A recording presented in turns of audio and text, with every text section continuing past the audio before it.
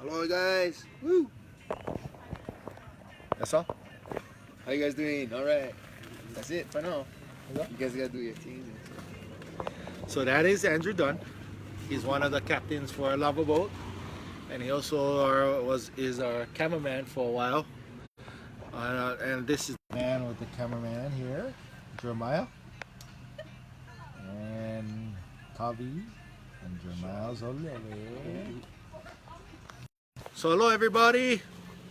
Good evening on this beautiful Tuesday evening.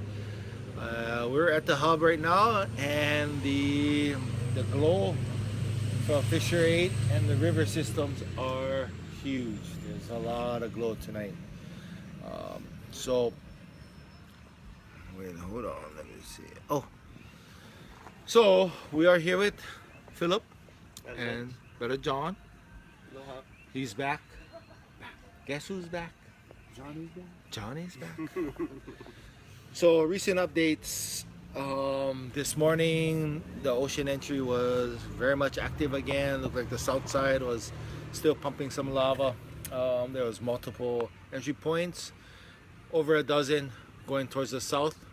Some Latour explosions. Looked like there was a heavy amount of lava entering in the Ahalanui area. Ocean entry is about 2.5 miles wide. Also had some earthquakes today. One 4.1. What time that one was? Last night? 4.5. Oh, 4.5. I think so. And a 4.5 and a 5.3 today. It was just after midnight, maybe around midnight. Yeah, right around midnight. It was a 4.5, and just around, was it 10 o'clock today? 8 o'clock this morning. 8 o'clock this morning we had a 5.3. So 8 hours difference between the intervals of the earthquakes. So I had a surge come through today. Surge had created some fires and spurred up some brush fires near PGV, and looks like it has injured one of those webcams up there. Had put some effect to the webcams. So the webcam that used to show from HVO, the webcam that used to show Fissure 8 is now out of service. Still out of service. Yeah. You gonna show them last? Yeah, still out of service. And so, you know, we're not getting any information of Fissure 8, but we've been looking at Harry Durgan's one. And Fissure 8 looks very much active again. But the big development of what happened, so the surge of lava is still going towards the ocean, but one of the big developments is the ocean entry is starting to slow down just a tad. From our captain this afternoon, Captain Kanoa Jones from Mokunui Lava Tours and Kalapana Culture Tours. He reported that the ocean entry had slowed down a bit from this morning, and that could be because of there's no, the surge hasn't reached the ocean entry. But he also said that the northern part of the flow has been picking up also, so there's a little bit more activity on the northern part, but still the overall activity at the ocean entry has decreased today. So that is good for us for Pohoiki, and Pohoiki is still there, but the good news is the activity is kind of slowing down at the ocean entry. So that's my update from the ocean side, and I'm gonna turn it over to Philip. How's it, guys? So I was gonna just maybe cover what Ikaika just talked about and maybe add some things, yeah. So yeah, the first thing maybe, well, let's see. Let's start off with the earthquakes, yeah. Yep. So I'll show you guys an earthquake map. Alright. There we are. So there's our earthquake map. Well, maybe we can make it a little brighter. I've been trying to save my battery today. Alright. So here's our earthquake map. You guys can see that our pattern is over Kīlauea as usual. There's a few over Mauna Loa. but there's not enough close together in time or space. Nothing's going on there in case anyone's going to ask that. Don't even bother. Most of our action is still here in Kīlauea, and if we look at that 4.1 happened. Let's see, I'll show you guys here. 4.1 happened at 12:29, almost 12:30 this morning. And that was initially reported as, I believe, a 4.5, and it actually, there was an alert sent out that might have been the collapse event. There was probably a little bit bigger earthquake at the summit than is usual, but that was not actually the real collapse event. The real collapse event came at 8 o'clock in the morning. That was the 5.3. But if we look at the actual tilt signal, let's see where I have that. Is that here? Yeah, it's here. So this one right here, a little step down kind of before our main event, that was our 4.1 right there. And then here was our 5.3 as usual. So the pattern, like as far as that goes, is kind of the same. I can kind of zoom out here to the week map, right? So you can see we had previous day, whoops, well, here we go. Going down, spiking up, going down, and here's our little extra little spike we got from our 4.1 in the middle of the night there. So that was a little different. We haven't seen that big of a spike on our tilt meter come up when we have these little drop earthquakes before the big one. So that's curious. I'm not exactly sure what's going on there, but we do kind of expect some funky stuff happening as the pattern of the summit to kind of collapse become less regular, to show some variations as things become more dynamic up there, and kind of you'd think that at some point when a collapse starts slowing down for whatever reason, then you'd expect to have maybe not as orderly a pattern, maybe more earthquakes in between that kind of punctuate the thing or that kind of thing. So I can't tell you I know exactly what's going on, but I mean the fact that there's a little bit of noise in there is no cause for alarm in and of itself. Hopefully it's one data point that will help us to eventually say that this was something that was showing signs of change, which is what we need. The eruption is still going. The big change we all want is for it to end. We're not going to. There's not any one step that gets us there, right? So there's all kinds of the whole process we go through to get there, and this might be part of that process. We won't know until more and more days and probably weeks go by as far as that goes. So one interesting thing we've been talking about is the signal at Pohoiki. It's fairly flat over here. Actually, we still have on our plot over here the 4.1 from night before last that caused an offset in a tilt plot of Pohoiki that people have been asking me about. So actually, that pattern is not unlike this pattern up here at the summit, where it kind of goes down, and after the kind of collapse event, the ground kind of rebounds.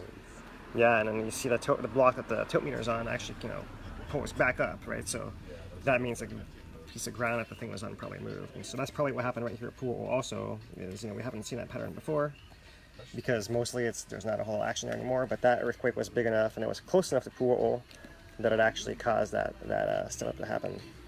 And as far as the surges go, so we see here's our actual surge pulse, right? The actual energy wave that went all the way through the system to get to Pohoiki, but that one that happened in the middle of the night also put a big signal too. So we were not sure if there was any effect as far as a surge earlier on from this, because as far as I know, no one came to me and told me they were watching at 1:30 in the morning to tell me. Actually, you can see the surge coming. What was happening? There, yeah, but we know that the signal came through there. We're seeing the little signal right there, kind of thing, and that's kind of what we see at the Pohoiki tilt meter there.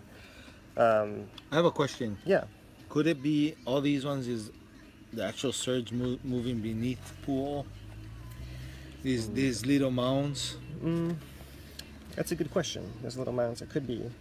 Those little mounds. The surge is coming from Halimau crater when it happens.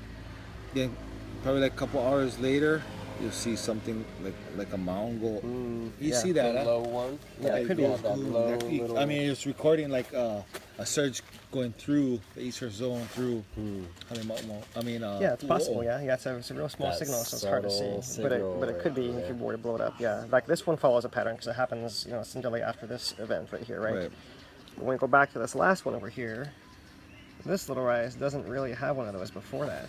That's something to look at. Maybe if we see a increase in tilt at Pohoiki, that could be a sign that's saying maybe gases or even a surge going through, and maybe a couple hours after that we can see if down at fissure 8 is if there is a surge, even though there's no because we've been seeing surges without earthquakes, right?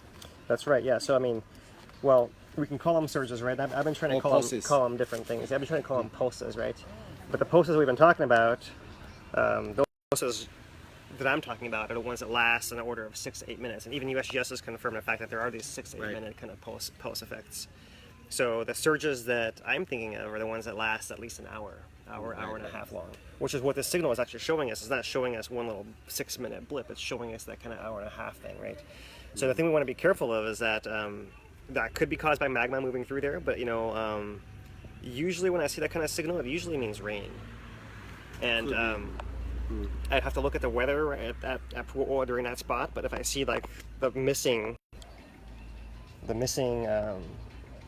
trigger right here for this thing, then I mean, I'm kind of wondering, did this cause, this wasn't the same kind of earthquake. This was actually not a summit earthquake. This was out underneath the south flank, south of Nepal, related to the 6.9 earthquake actually. And I'll show you guys more about this tomorrow because I got it lined up on my computer. I don't have it out right now, but I can show you guys like how close those earthquakes actually were. They're a little bit different in depth, but they actually were fairly close, and I would guess related as far as how they actually work. One of the cool things too, and the surges are coming through the system is, the plates on Highway 130, they get hot.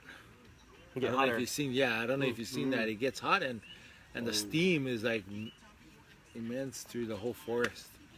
So I noticed that too, because I went down in 2 days in a row towards Kīlauea, and when the surge was happening like a couple hours after the eruption, and I get a call down in Kīlauea, and people are saying, oh, the surge is coming through right now. So I mean, I think it can detect some surge going through the plates also.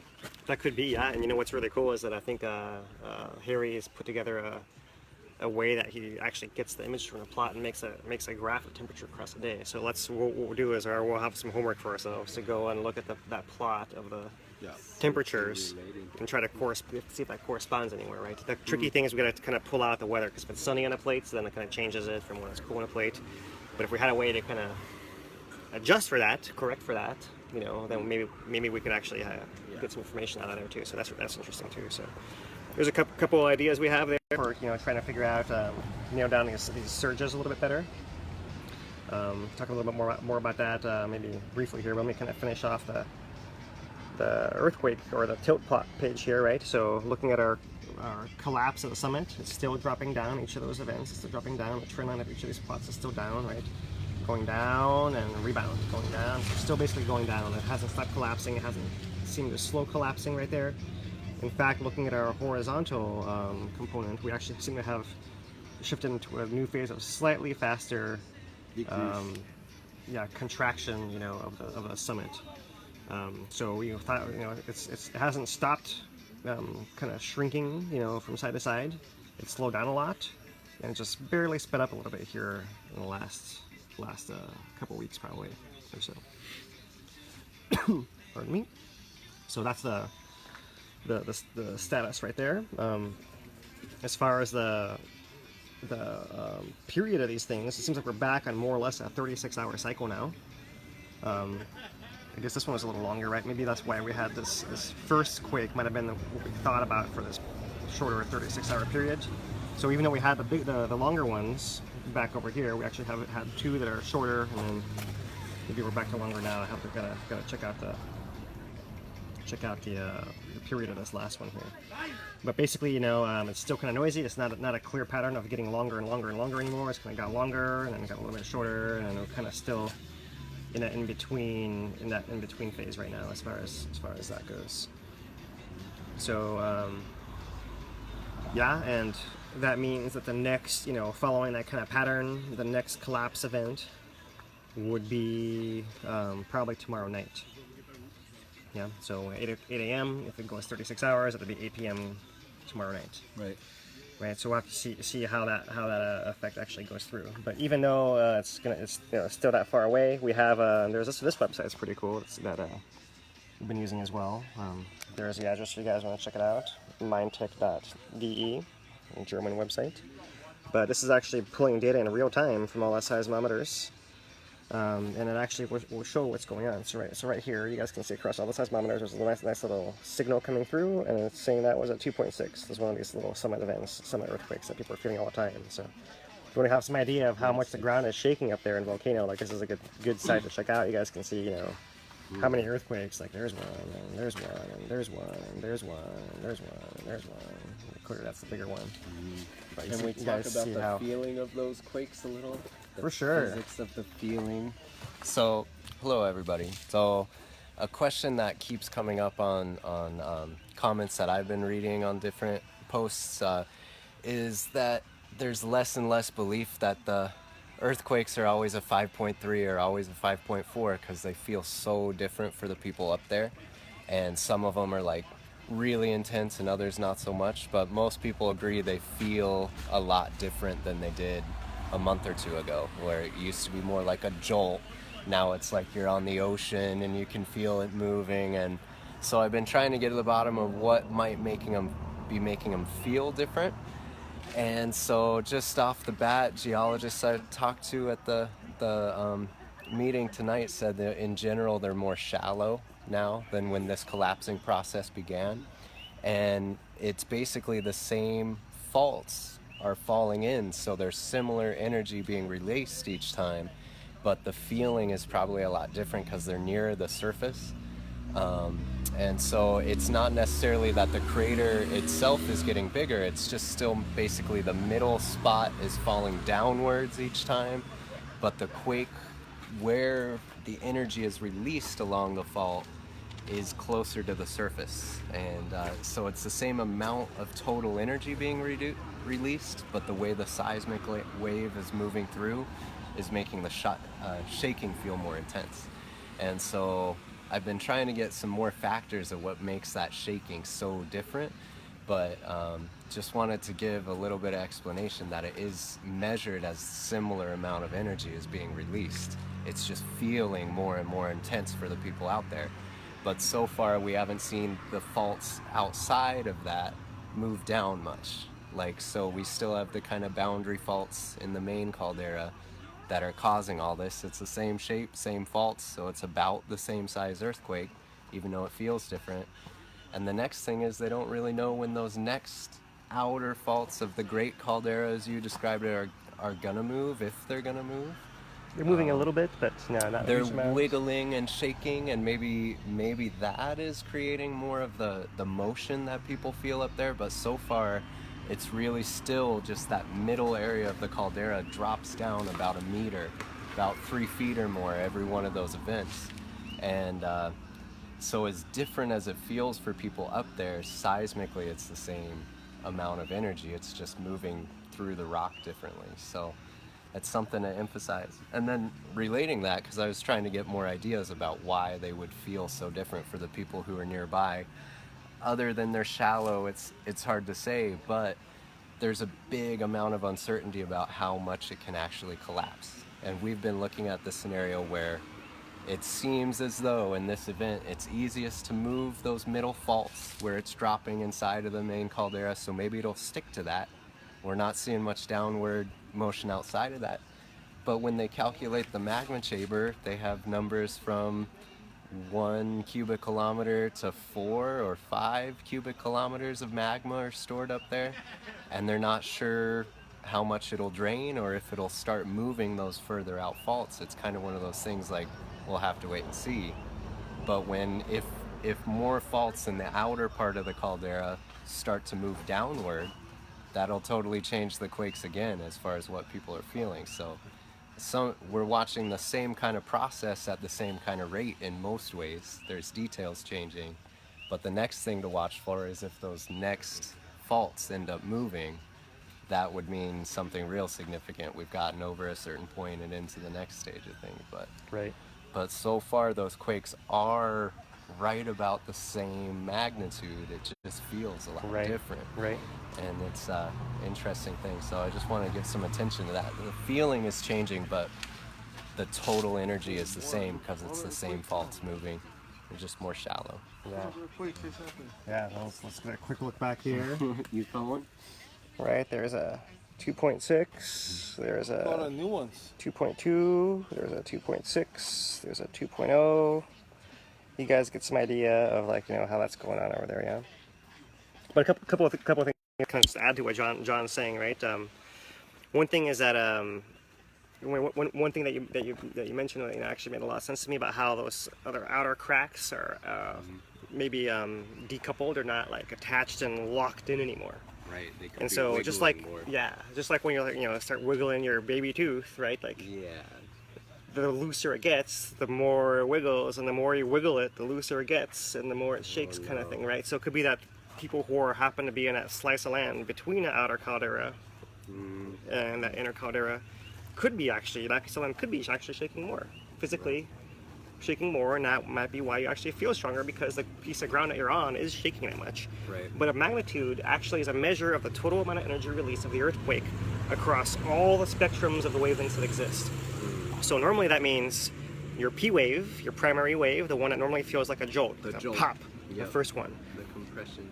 Then your secondary wave, sometimes called a shear wave or S wave, is the one that does like The the wiggly first little one. shaking. It kind of wiggles, kind of usually like back and forth. And then the third kind, which often carries the most energy, and usually it's most noticeable the farther away you are, is what we call the surface waves. And that's the rolling, long-lasting kind of ocean-style energy, right? Okay. So the total magnitude is when you add all the energy of all those three phases, as we call them, together, that's what gives you the total magnitude. And it could be that you have more magnitude in the jolt and less in the wiggle. You could have more in a wiggle and less in the jolt. And it could actually add up to the same total amount. The same total. So you could totally be feeling absolutely what you're saying you're feeling. I'm not doubting what anyone's feeling. Right. But the actual total amount of the jolt and the wiggle and the rolling, that all adds up to the 5.3. 5.3, 5.4. So that's interesting, because you have to someone's type on here intensity, the way people feel it can actually be quite different. One thing that occurs to me is just because we've been seeing a lot of we'll call them primitive structures, right? The construction of the house also, like how many earthquakes has your house gone through, and like how strong is your construction, right? Right. So possibly some of your nails are wiggling, and your house might be getting a little looser too, because these houses are withstanding damage essentially from repeated earthquakes. For how many magnitude 5s have we had now? A lot. I forget the exact number. That's something like over 40, something like that. Yeah. Over, yeah.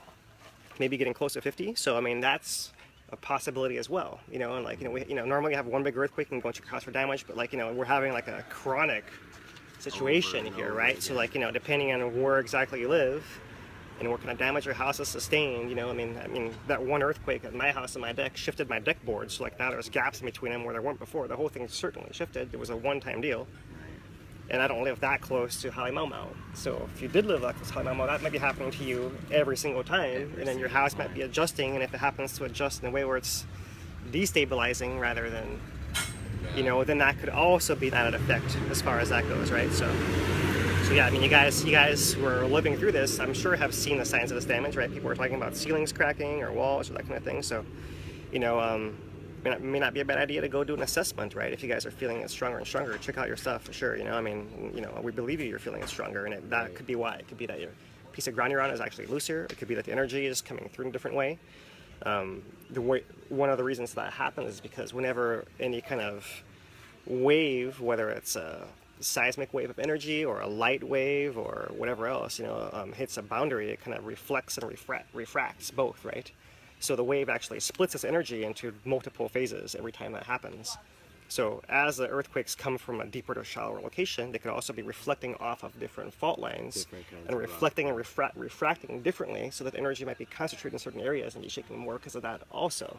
So it's a really tricky thing to untangle, like exactly why that might be. Those are all the possible reasons that I can think of, But if we get to another stage where those more faults are moving, that's when it should be a really different dynamic. Like, it'll be really obvious when that starts to happen.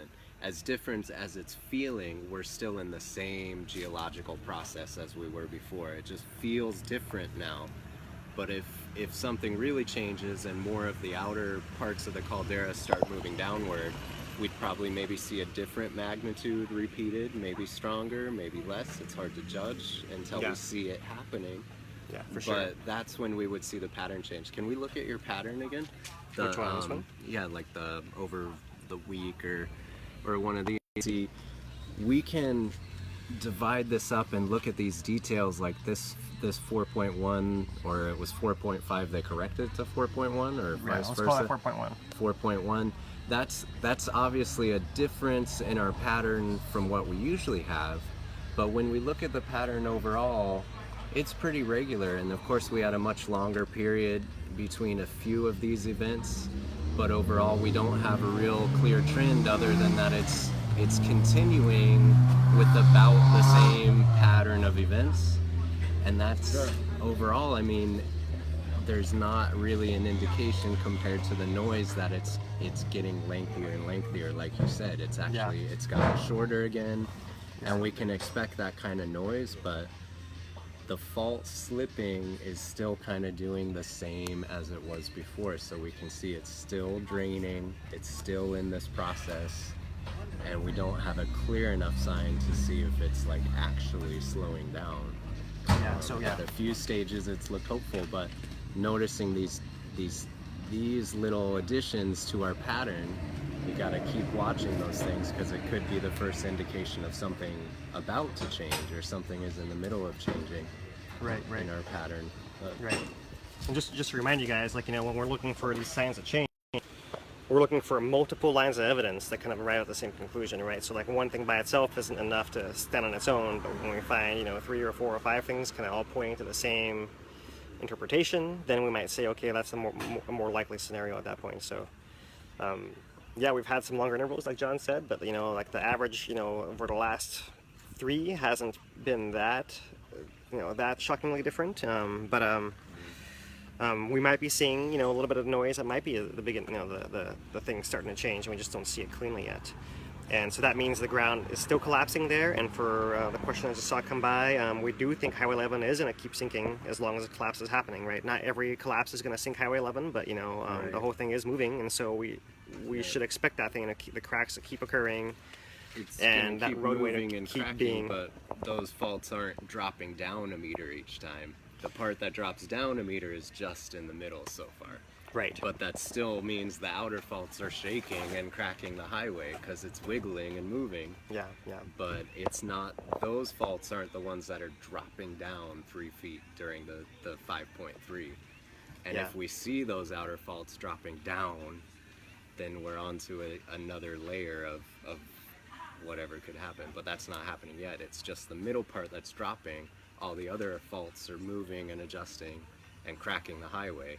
Right. But not dropping it downward, not yet. Anyway. It might be dropping like a couple of inches kind of thing, which is, you know, if you're driving 55 is not going to work. Yeah. That's why they've lowered the speed limit there, and, you know, advise especially motorcyclists, because, you know, some of those areas might actually have, you know, more than 3 inches, maybe 6 or 8.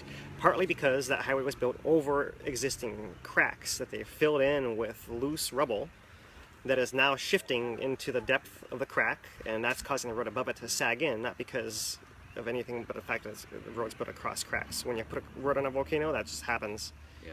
There's cracks all over the place, and, you know, it just happens to be on one that's moving right now. So yeah, so that's the little we know about the highway update. You know, we have only heard brief mention of the possibility of alternate routes up there. I haven't heard anything solid about that, but if we do, we'll let you guys know, and you guys are welcome to, of course, let us know if you find anything out about that as well. So one thing I just want to kind of add, I know we're kind of dragging on here with the update, Ikaika, with the geology for a while, but yeah, Ikaika's falling asleep over here. But the one thing you mentioned is that the volume of summit collapse, right? So one thing I want to mention is that there actually are two summit magma chambers, shallow and the shallow one, you know, we estimate to be much smaller than the bigger one. So the smaller one, 2 to 3 for the shallow one, right? 2 to 3 cubic millimeters. That depends, you know, on, you know, I've seen estimates from as low as 0.5, which is clearly not. Yeah. You know, to up to 3. Yeah. So, you know, if we're in order, we're talking about cubic kilometers. Cubic kilometers, yeah. Lava. That's a lot. Yeah, the size of the upper magma chamber. Yeah. Is that? It's a lot of cups. So gajillions of cups of lava. It seems like the collapses are centered over the upper magma chamber, the shallower one, I haven't seen any sign either now or convincing historically that any collapses happen over that larger vapor caldera. So I wonder if that one ever comes into play in these kind of collapses, Maybe not. or if that's near the connection to the East Rift Zone. So if it kind of get down that far, it just goes Rift Zone instead. Right, that's a possibility as well. But the amount of lava that has come out of fissure 8 onto the surface is nearly a cubic kilometer at this moment in time.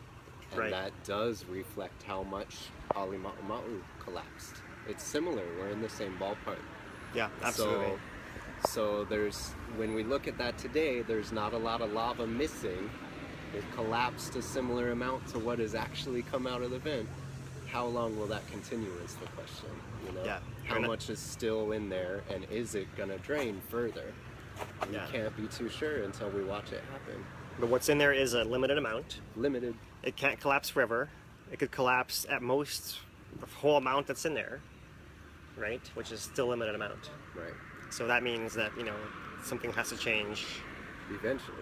yeah, at some point, And if, the thing that, it's hard to say exactly because it's a matter of area, but if the floor of Halima or floor of calderas collapsed so far in order of 1,500 feet, which is more or less than I've heard most recently, That's amazing. and the collapse that happened in 1,500 1,500 was 2,000 feet, then we're 3/4 of the way there. And by that measure, just purely of depth, not withstanding the area that collapsed, of course, which I just mentioned as an important factor as well. So that's one way to kind of get a hold of it, And yeah, if we had 1 cubic kilometer almost come out already, and we've collapsed 1 cubic kilometer, how much more can you really collapse? The estimates go up to 3, but that's the most liberal estimate, right? So maybe if it's closer to 2, let's say, or 1.5, then we're also, over halfway there as far as how much can actually collapse. Now that might be kind of intimidating because it's lasted 3 months so far, right? And,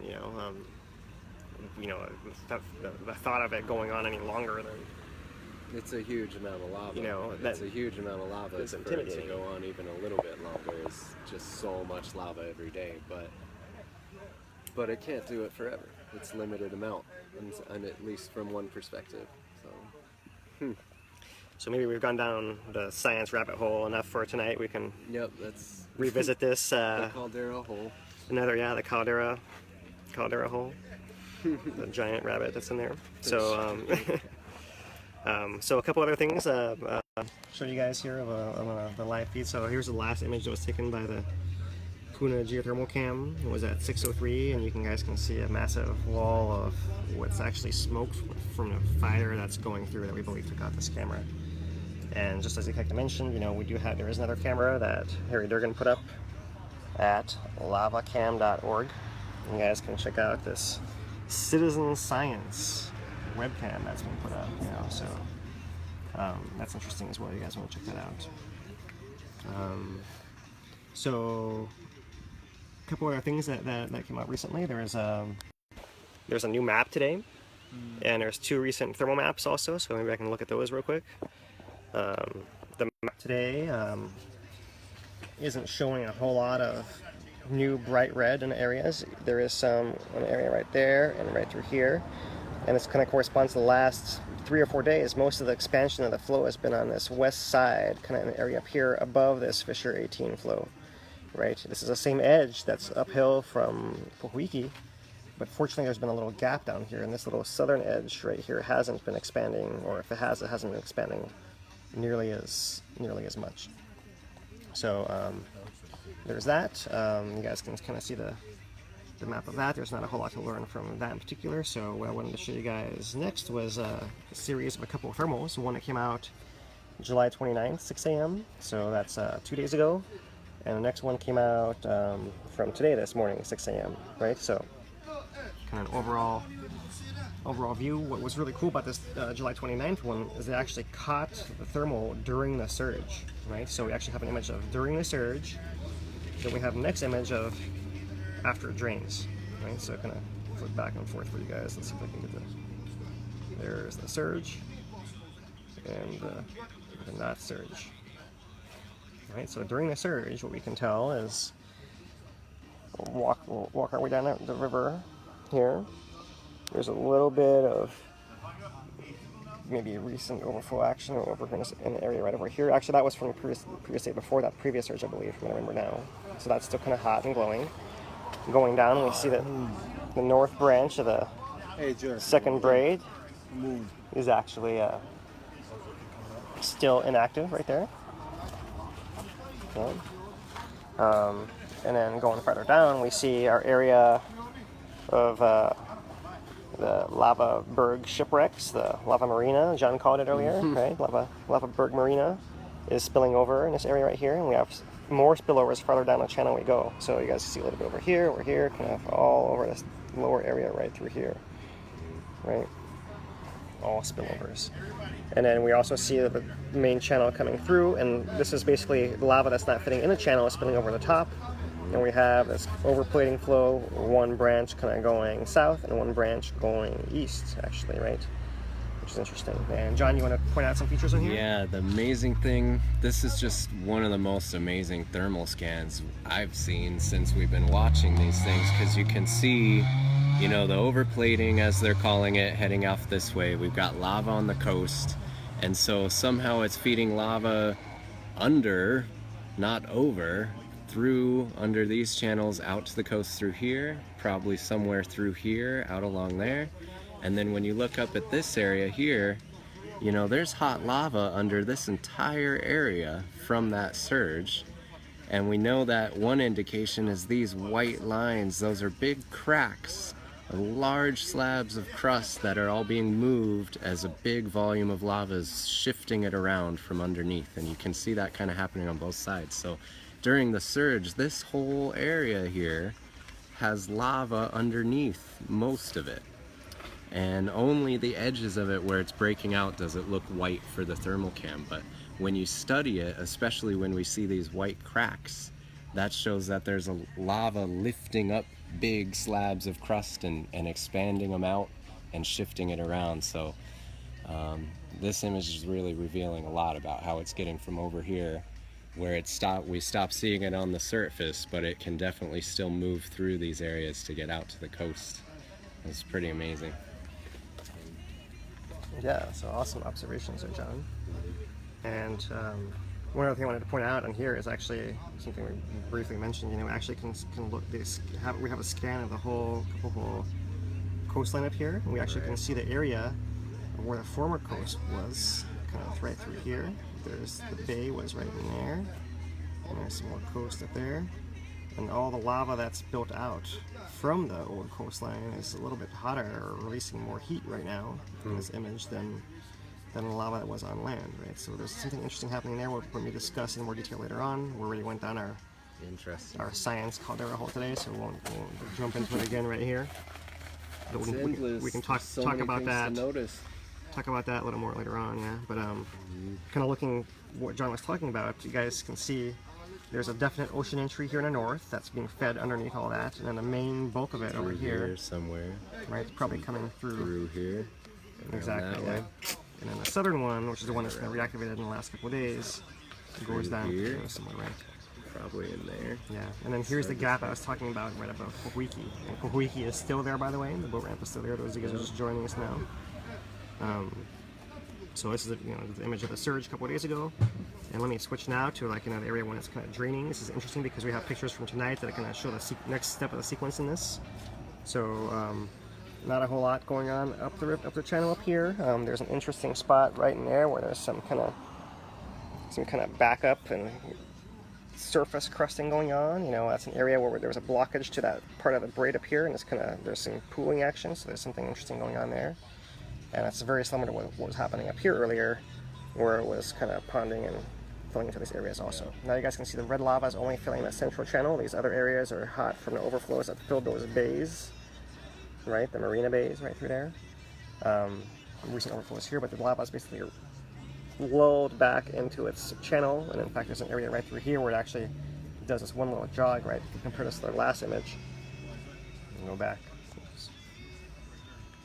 You can see it in this one, and you can see it in here. Yeah, it's interesting. We actually have a little island during the surge, and then we don't have an island right? When our lows, yeah, it kind of sticks to one side of that, and so only, that's like an overflow channel that's kind of getting activated when there's too much lava that kind of fits through there. So that's one interesting thing to And notice. overall, I mean, the channel is just changing a lot more rapidly lately for the past week or two than it was before. It's going up and down on an hourly basis. There's different amount of lava in the channel. Right. And you guys have seen Ikaika's videos of the lava bergs going down. There's some huge lava bergs. So there's that going in also. But the interesting thing about this draining one, which is kind of interesting, is that despite the fact the levels are lower, we're seeing a lot of this leaking out, this seeping out on the east side of the flow over here, right? So underneath this crust, lava is starting to move in this image over to the east, which is an interesting development. That means that this area right here is built up high enough that it can actually leak out the bottom, and it's also tall enough that it can go over top of the ground downhill that way. And this is all built up flow from like a whole phase of this eruption, so we've actually built up enough, you know, maybe we can have a flow moving east a little bit more, which is what we all want, because that's away from Pohoiki. That's where it needs to go, you know, over there. because this is all perched quite high here, and that darker area is cool rock. It's thick enough that it doesn't heat up, but all that lava is moving under it out to the low side over there. So this is all pretty elevated now compared to where it's spilling out underneath the crust through there. Yeah, so that's sweet.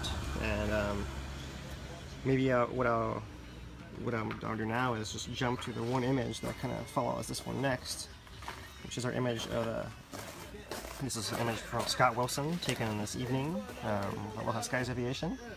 So this is a surge that's coming through now that has basically reached the coast. So this is like the third image that kind of follows it. So you can see lava's come back and surrounded our island over here. And actually this side is feeding a big flow that's kind of the same area going towards Pohoiki's down here. Here's that fissure 18 flow on the side, so we're actually still filling in. This lobe on the northern side is still expanding a lot in this direction. And in fact, this is the area we believe where one of the fires started, was not so much from a breach of the channel, but from this flow actually moving across uncovered land and through this really dry brush that's over here, upslope of Pohoiki, right over there. But interestingly, that eastern seeping is now created a new branch of the channel, which is kind of moved off to the east, and it's also split again. And that's great because, you know, all that lava could be coming this way, but it's all going that way instead. So even if there's a huge amount going over here, it's not as much as there could be, and as much as it goes that way, is more that way the better. Right downhill that way over what's all just bare lava now, because everything in the area has already been destroyed. That's good, right? So that's kind of what we're hoping for. But And just look how much that got going from when the thermal image was done this morning to the evening flight from Scott. That's capturing a huge amount of the flow. You know, just by the end of the day, it looks completely different. So yeah, absolutely. And I think it's important to point out the fact that that last thermal image we showed was during a lull, and we're seeing a breakout during a lull. That may actually have a chance to establish a long-term channel much more than these overplating spillovers. Like this thing over here might just be going over the top of the tubes already underneath there, right? It doesn't need this flow to get to the ocean. It already has a path out that way. Right. But this is actually a brand new path, right? That could actually more permanently change the course of the river, is what I would hope for, because we saw that breakout occurring during a lull rather than during a surge event. So that's an interesting development there.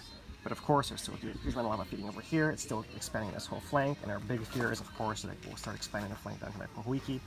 If it expands at all, it's trouble, because it's just so damn close over there. So as crazy as it looks, this whole brand new arm, that's the good arm, because it's covering lava that is already done. There's nothing over there. Exactly. So if it captures the flow that way, then that's a good place for it to go for now. Yeah, so that's what we'll hope. Ikaika is going to be in the air tomorrow. And 5 a.m. He'll give us a report. So yeah, I will. Let us know where that, you know, he'll be looking for that east branch there and see what the east branch is doing relative to that west branch, and whether, you know, what we've seen in the past 4 surges now, maybe it's 5, is, you know, that this part of the flow actually surges over plates, and then most of it goes through the tube back to the ocean entry, and this kind of area stalls kind of above this fissure 18 flow, and you just kind of got to pray that's going to keep being the case, going on like that. So Scott has a bunch of pictures. I want to maybe show you guys in a little bit better sequence. This is from earlier in the evening. before that surge came through, right? You guys can see here is Pohoiki, right? Here is our lava channel, right? There's no island over here yet. Only one thing, the flow is going in the ocean still, but this is when it was at its lowest point according to Ikaika's report, right? Ocean entry being diminished before the surge came through, and the surge is going to reach there tonight, obviously, and tomorrow morning we'll know. Expect a stronger ocean entry, and we'll see what those flows going above it actually did. So here is an image from Scott from this afternoon showing various areas that are on fire. So commuting orientation, fissure 8's off that way. PGV is kind of right over here off behind a shred of the airplane, or whatever that piece of the airplane is called. So the fire that we had recently kind of charred all this black ground through here, and you can see there's actually in this photograph, there's one structure putting out black smoke on fire that is burning in this area right over here. So we're not sure exactly what that is, but there's definitely fire there. There's fire burning back here. There's fire burning down here. It looks like down here a little bit too. And so That looks like Chris Berry's place. is it Yeah. this one over here? That one went down. We'll have to check that out for you guys. And, Yeah, tomorrow morning. yeah, check that out. And so those are the areas of the fire. You know, there's still a lot of dry grass in the area. It's probably still burning, or maybe it was still smoldering from yesterday, and it finally picked up again, and was able to kind of keep going today. Looks like it's Chris Berry's place. Check it out. So that's Highway 132. Yep. This is the other one that goes up. That's old 17. That's his place right there. No, this one is 17 right over here. Highway 132 going down. Oh, So yeah. this That's side, that's 17 over here. So this is the road that goes out. This place. That's his house. Yep. You're right. Oh, so we're so sorry, Chris, if that's indeed your house. We're feeling for you. And this is the corner where the coconut trees are.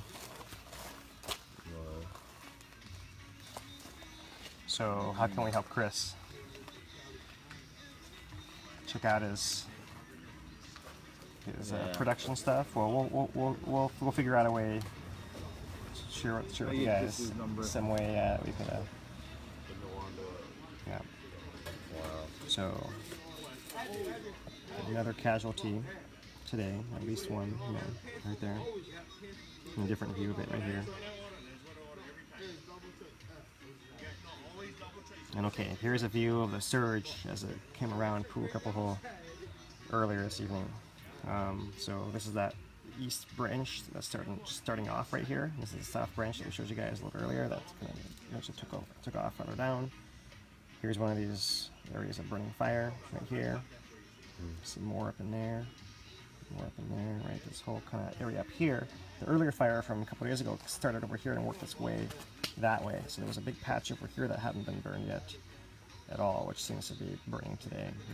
So we finally reached some threshold of it being dry enough, dead enough from the gases or what have you, that's the whole combination. The whole area is basically a big tinderbox.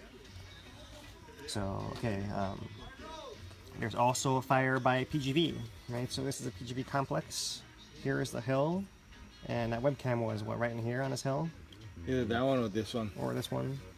I'm not sure which one, but this is one still, but the fire in this area seems to have taken off as well, and to the point where it actually took out that PG cam. So we'll see what's still going in the morning. Kind of another view of that area. This is the area that was burning yesterday. There's actually still some smoldering all the way down here on the north edge of the old fissure. What's the 16 and 18 area over here, and 17 to the side. So I think 17 is right here. 17 is right there. Yeah. Okay, so I'm just on the Mauka side of fissure 17. There's still some smoldering up in that area right there.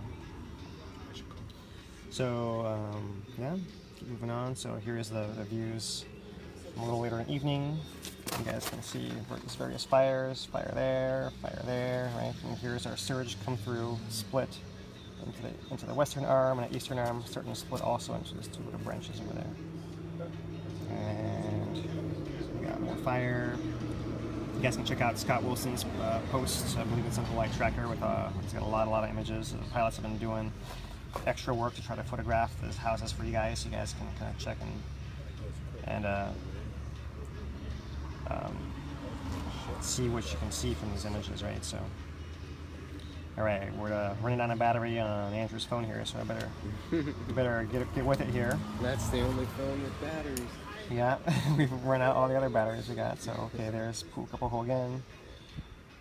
There is some overflow happening up here in the marina area, right? This flow seems to maybe not have gone to the edge of the forest, but it did get a good distance away from the channel right here. There's one on the south side a little bit too. Check out some different views of that. You can kind of see some recent overflows right in there. Recent overflow there. There's one there. One there. Right? So you guys can see this is during a surge. Whoops. Surge phase. Where was I? That's tonight's surge, right? Yeah, exactly. Yeah. So this is all tonight. All tonight. Some more different views. Okay, so this is a view that maybe is very relevant. Here's that fissure 18 flow, and here's expanding flank still to the north of that. So when it starts expanding south of here, then we'll get extra worried down there. But for now, that looks as promising as it can, considering there's a huge amount of lava going that way still right now. And a different view of that. Thanks again to Scott Wilson from Aloha Skies Aviation for sharing all these photographs with us on a nightly basis. There's a better view of that western margin right there. The boat ramp would be right down in here. I think there is a picture of the boat ramp in here somewhere at some point. Get more fires, maybe I'll move along. Yeah, so there is the area of Pohoiki, right? So boat ramps right in there. This edge of the flow, it's got no glow, no smoke right through here. We do know ocean entry. This area is very active again. You know, you can't quite see it in this photograph. That's probably, the fact lava is going underneath the crust that way means it can still kind of push this edge out. It just fortunately hasn't done that. It's still doing it all mostly uphill from here. Another angle of that. So there's a boat ramp. You guys can see a little bit of this margin over here. Remember, this was taken tonight before the surge arrived, so this corresponds to that lowest amount of lava going in the ocean. Ikaika reported. Right through there, and then the major entry is farther over to the side. Over there. Still by that Haunui area. I think there's a couple last views of this. One last view kind of from a low angle, what it might look like out from, low angle in the ocean. So when you guys happen to be in a boat looking out, you might see something kind of like that. Obviously, quite a bit higher than a boat in this photograph. You guys can see the boats right here. And that's the... Nope, that's something else. That's our graph updates for tonight. So with that, I'm going to hand it back to Ikaika. I'm going to give him back the phone with... We probably got like 7% left, something like that. So this is what you can do with 7% here. All right, guys. So tomorrow I'll be out on a helicopter tomorrow morning. So you guys can visit me on my live. I'll be doing a live. But if you guys in Puna, look to the east and you can see the moon coming out. We know what we need to talk about. We need to talk about the hub. Oh. Yeah, quick time, Just quick. Yeah, so tomorrow will be our last dinner. We're having a dinner for the that's Central Kitchen, World Central Kitchen tomorrow, and then we'll be downsizing the hub. So we're not shutting it down, we're just downsizing it. Okay, we'll be doing a live tomorrow about what we're doing, the future of the hub, from the hub, and we'll let everybody know what's going on. So we'll be still doing some. We'll be doing some stuff here with live updates and still doing mapping here, but we'll get to you guys tomorrow. So we still have a meeting about what's going to happen, but we'll let you guys know. Yeah, one thing I can tell you guys is that he loves the camera. That's what it is. But yeah, you guys who really know me know how much I love to talk and how much attention I want all the time, right? But people have been asking where I'm going to be, right? So I'm actually going to be here at the hub. I'm going to take tomorrow off because we're going to get everything ready for the celebration dinner tomorrow night. Right. And you need a day off, man. Yeah. I mean, the family's wondering if I'm still on the island, still or not. Yeah. So Yeah, we'll bring them down here tomorrow night, and we'll check out Uncle's market tomorrow night also. Then we'll come up here. The event happening here at the hub is for the hub volunteers and for the kitchen volunteers as well. So it's not like a public thing. No, so tomorrow is just for all of our volunteers at the hub, and also tomorrow, and then we'll be discussing about the hub future. So we're still going to be here, and then we'll be making some decisions on what we're going to be doing on a daily basis. But also, Philip, we'll keep couple tents up here where we can still have a camaraderie with the community and still have the community come over. But and also we can have Phil do some updates here, and also John with some of the mapping and also talking to people and try to get a better idea of what the eruption is doing. But so that's what we're gonna do. Yeah, and the point really is kind of to make everyone's life easier for especially the volunteers around here, so they don't have to be around all the time. So what I'm gonna do is we're talking about a preliminary plan. We're gonna be here on Thursday and Friday between 2 and 5 p.m. And that's when we're going to be around for people to come in and sit around and talk story and ask about the maps and everything else, you know. So we're going to try to keep maybe that schedule. Maybe during the weekdays we'll see how it plans out. But we're going to start off Thursday and Friday. We'll be here 2 to 5.